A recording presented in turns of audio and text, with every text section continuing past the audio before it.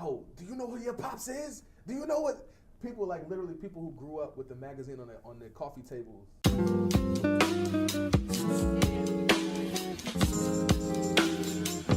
Yep. Thank you for tuning into Conversations with Greatness on American Legacy XL.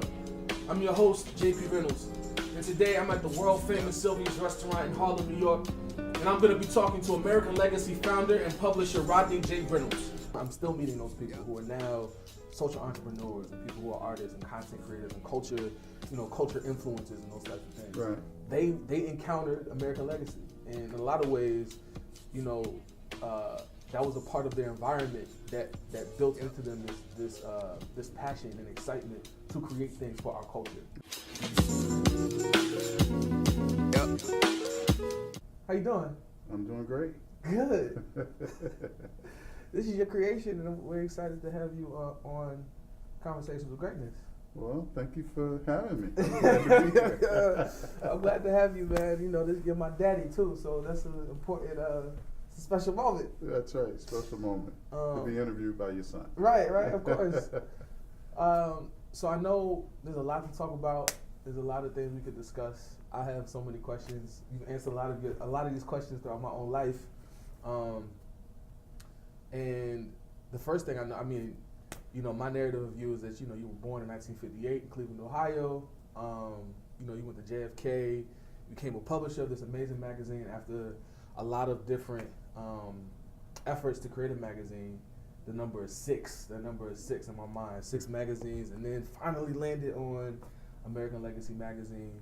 But the first thing I wanted to ask you was about Cleveland. I know Cleveland's really important to you. You were born there, you grew up there, you started raising the family there until we moved to New York. But how do you think Cleveland shaped you? Well, Cleveland kind of shaped me initially, but from my printing teacher, actually, Mr. Ragland. And I probably wouldn't be in the business that I'm in today if it had not been for Mr. Ragland. Right. I think Cleveland was a great place to live, to raise a family, and to grow up in. And but Mr. Ragland himself always stressed excellence in our printing class, right. And he was always supportive of what we do. And I remember graduating in 1976, and he said, "Reynolds, life is getting ready to kick you in the butt." Wow. He didn't use butt, but he said something else. Right. Because that's how he was. That's the edited version. That's the edited version. Right. But Mr. Ragland was influential in me doing what I do today, and so I'm always thankful for that. But Cleveland has always held a special place in my heart. Right. The people there, my mother is still there, my sister is there, other family members there. So I'm always have fond memories of growing up and living in Cleveland and different sides. I grew up in the Glenville neighborhood and eventually moved to the Lee Harvey area. Right. Yeah. So Mr. Ragland, that was at John F. Kennedy. That was High at School, John F. right? Kennedy The High Eagles, School. right? The Eagles, Fighting right? Eagles. The Fighting Eagles. Right. Because I was gonna, is that printing class what made you want to be a publisher? That printing class is what made me want to be a publisher. So what happened in the class that was like, yo, what was the spark? What was like, this is what I'm trying to do? What was it? What was that spark? Well, just being able to create initially, and then once you create it, then actually see it come to realization by printing it. Right. And so when I started off in printing, we were setting type and actually, by hand. Yeah. And then, the printing industry now has evolved, and now it's evolved again into digital. Right. So I was going to ask you about that. I guess we'll just go with the natural flow of conversation, just with the technology, because, you went from JFK, you ended up going to the University of Cincinnati. Right. And what did you major in there? You were advertising and marketing. Advertising and marketing, right? Yeah. And the technology has shifted so much from when you first had the printing class with Mr. Ragland. Yeah, to when I worked at a printing company in Cincinnati. Aero Blue, I think, was the name of it. Right. And I was a cameraman. Okay. And and I made plates for the printer. The people who were actually printing the information that they were putting out. So, it has changed dramatically. Wow. Yeah. My very first magazine, we laid out on boards. Yeah. And then once we, as it would evolve, you look at, when we were printing American Legacy, we did everything on a disc. Right. You know, so Right. it went from boards, pasting up every page, right. to the art director creating it and putting it right on a disc. And now everything's on phones and That's right. tiny devices That's that right. capture a lot of media. Right. That's really cool. So, I mean, it sounds like you also had a wide range of skill sets that you've built over the time that you've been a publisher. So, I mean, I hear printing, I hear the advertising, the marketing, I heard cameraman, the creative side. Right. What would you say is like your favorite component of the things that you've built in terms of publishing? I think the creative side is probably my favorite. Yes. The coming up with the idea and then recognizing the talents of other people who may be staff members who I work with, to bring my vision that I create to realization. Right. Yeah. So I think that's my biggest talent. Right. I'm not an editor. Right. I'm not an artist. But I have visions of certain things but I utilize the talents of others to help bring my vision to reality, whether it's the magazine, whether it's a board game or the mobile truck exhibit that we have or whatever. Right. Yeah. The vision. Right. And the vision is always important. You got to start with that vision. Right. And then you got to look at how you're going to implement that vision. Right. The vision has been there from jump for you. I'm curious too how you've paired vision with determination, right? I mean, we talked about 6 magazines, right? So throughout the 80s and part of the 90s, you were trying to build something. You had this vision to create something really great that told really amazing stories. And how did you persevere through that time period where, you know, it just wasn't hitting yet? It just wasn't there. The timing wasn't right yet. It wasn't there yet. How did you persevere through that with the vision that you had? I just kept on the grind. I mean, you know, if you have a vision, and if you really believe in it, you got to work towards it every day. Right. And it's not always going to, you know, happen in the time frame that you want it to happen. Sure, you want to be successful, but everything is a process. I mean, what happens today, especially in this digital age, people think that success is overnight. Yeah. And if you go back and you look at people who are successful, 9 times out of 10, it's taken them some time to get there. What we see as humans and as consumers, we see the finished product, basically. Right. But you don't know what they had to go through to get to that particular point. And so you have to continue to work on something on an ongoing basis, and you can't be afraid of failure. I mean, I started my first magazine in 1980. And I published that for a couple of years, and I started another magazine and started another magazine. Started another magazine. Right. But the thing is to keep working towards your dream, you know, and have a passion. And that's when I talk to young people today, I talk to them about, you know, having a passion, having a dream, and working towards that passion and dream. Right. Because if you don't have a passion and you don't have a dream, then, you know, you're almost starting from square one, so to speak. Yeah. Right. Wow. So you had the vision, you had the determination, persevered through failings and failures, and then comes the 90s where something hits, right? With American Legacy magazine. Right. In 1995, when we launched it. Yeah. Launched in 1995.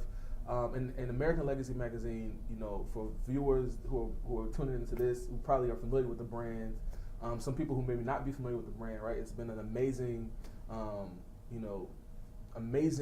opportunity to showcase African American history and culture, and it had a long successful run as a magazine in print, right, from '95 through 2008, right? 2011. 2011. Yeah. Right. So basically 16 years. 16 years, which is amazing. That's amazing, right? Yeah. And it's still here, just in a different form. Well, the brand is still here. The brand is still here in a different form. And that shows you the power of the brand. Right. You know, we haven't printed a magazine since the end of 2011. Right.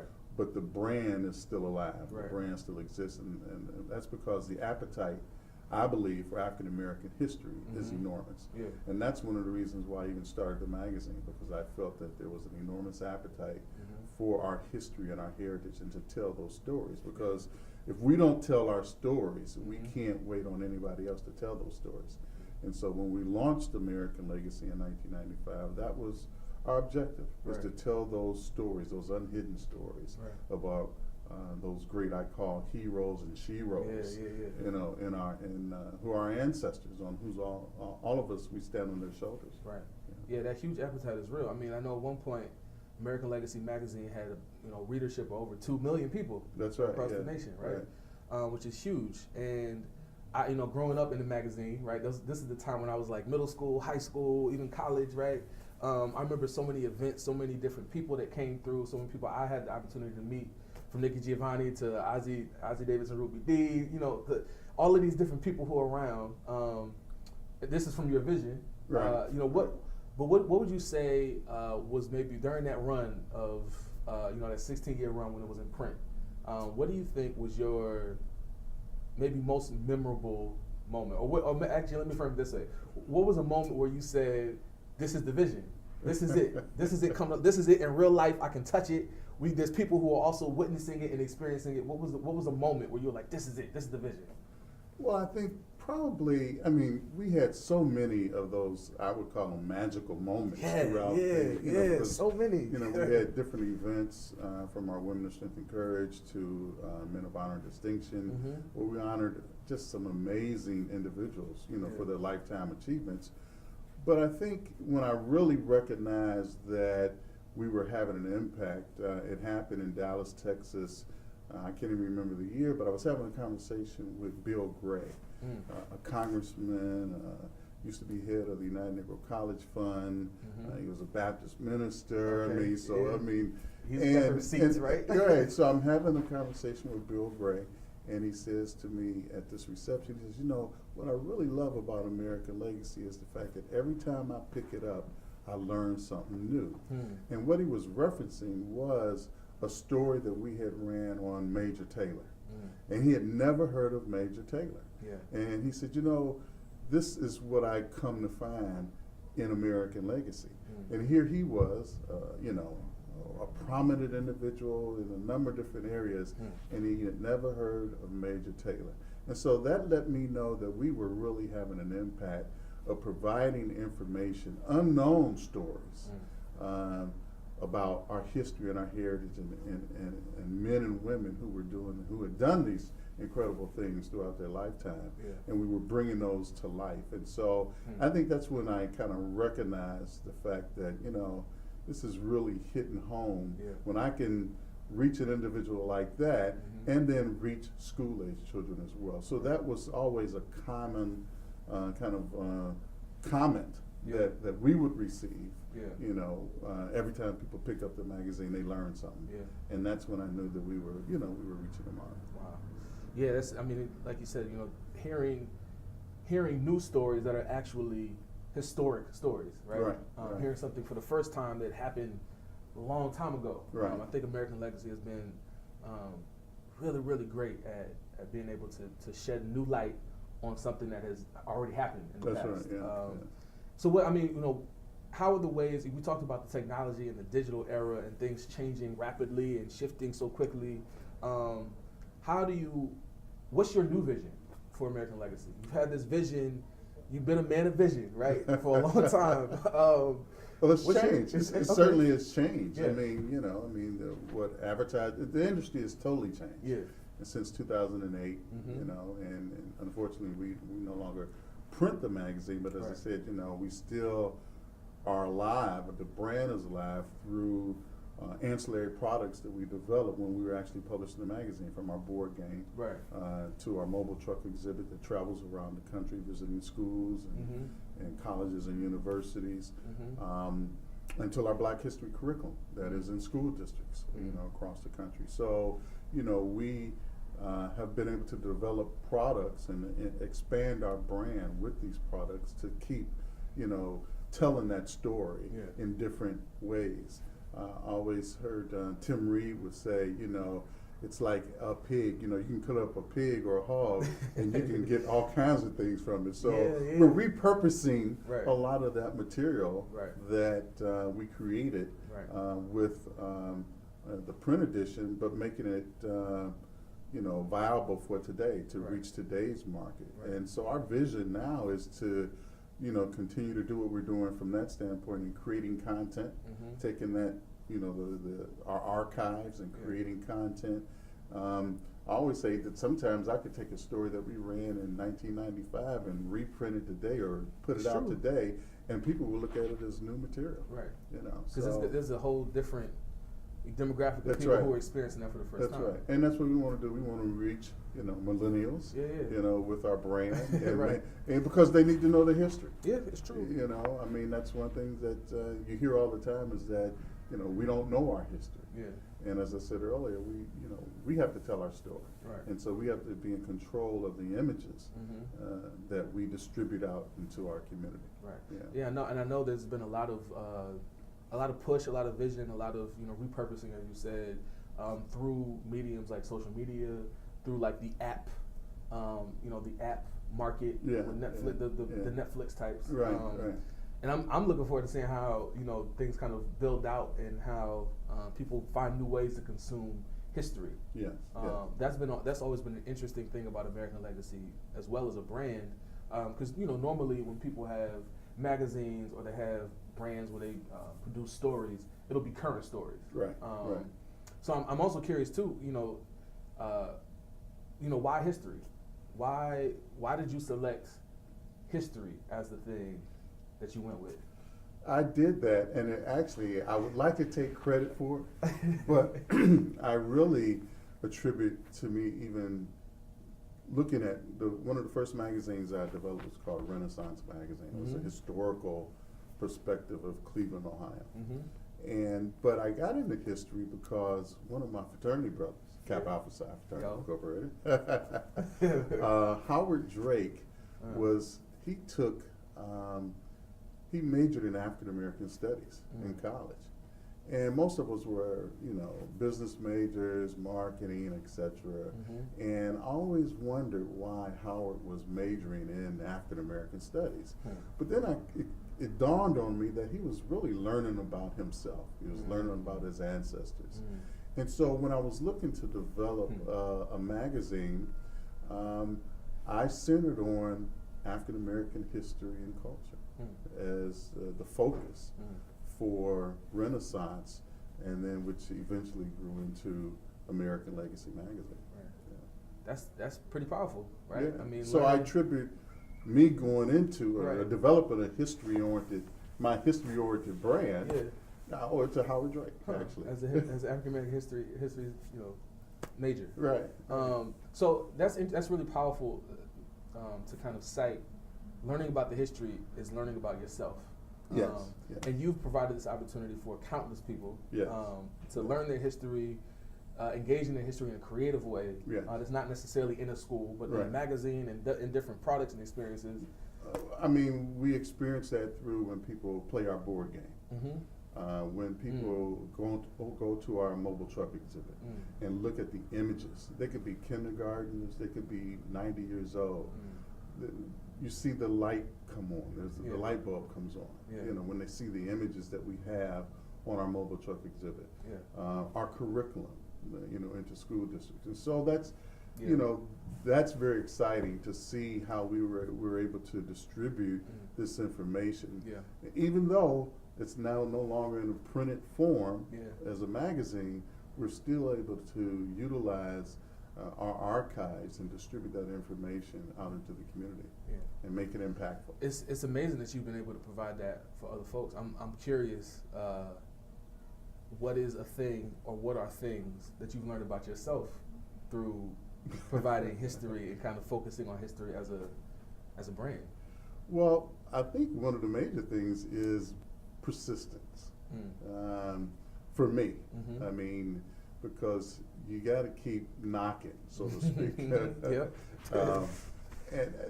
And I think that's probably the biggest thing that I've learned about myself is to be, because if you don't have a thick skin, and if you're, because we're in the no business. Quite honestly, if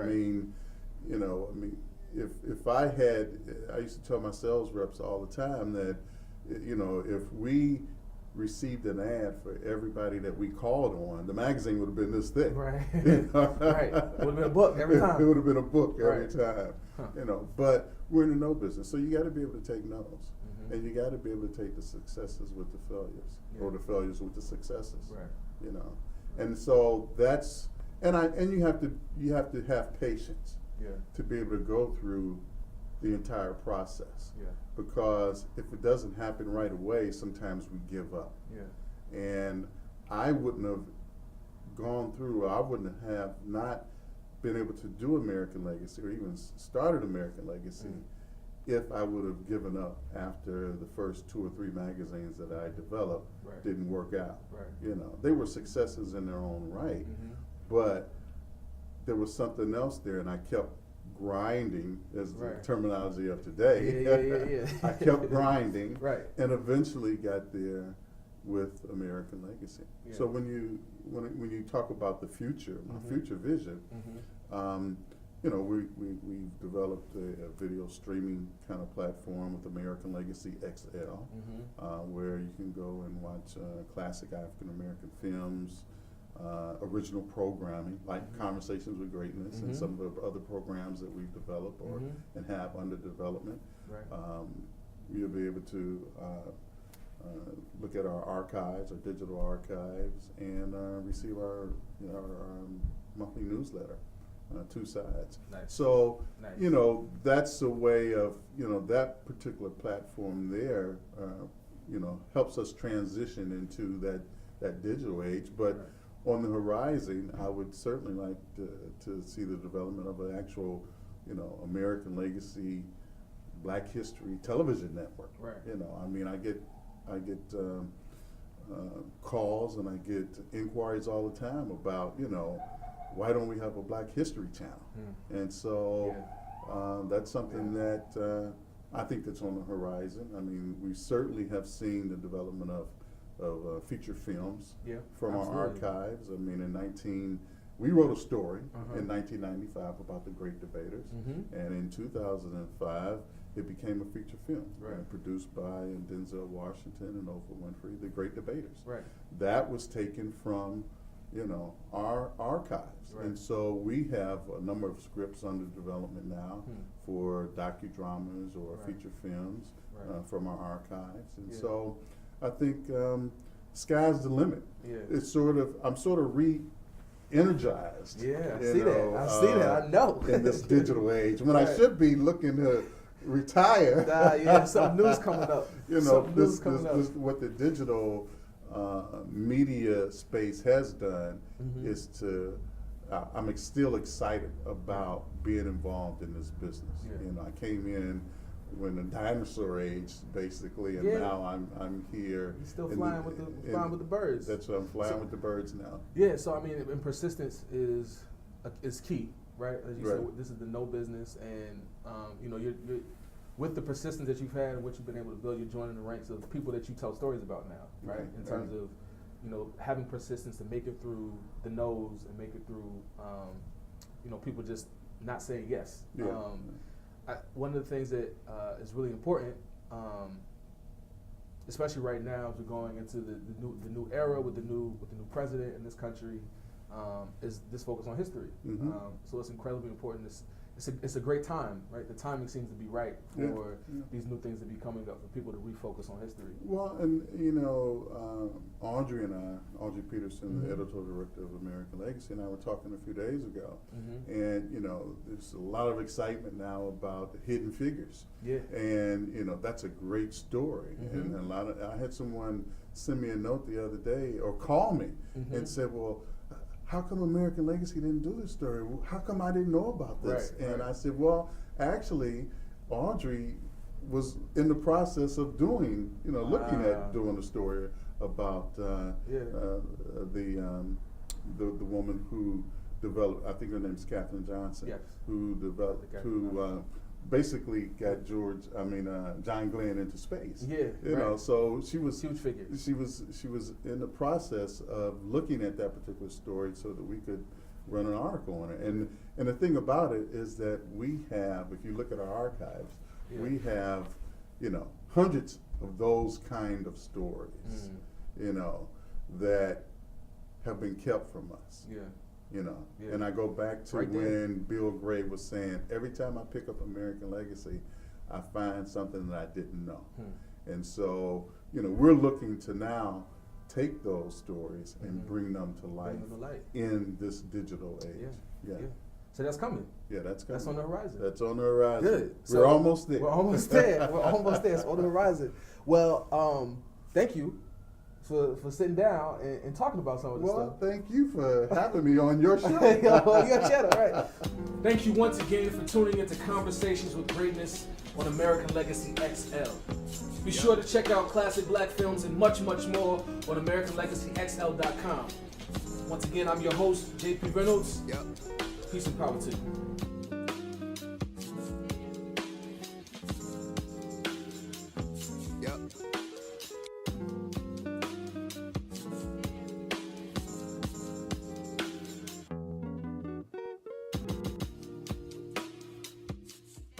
XL.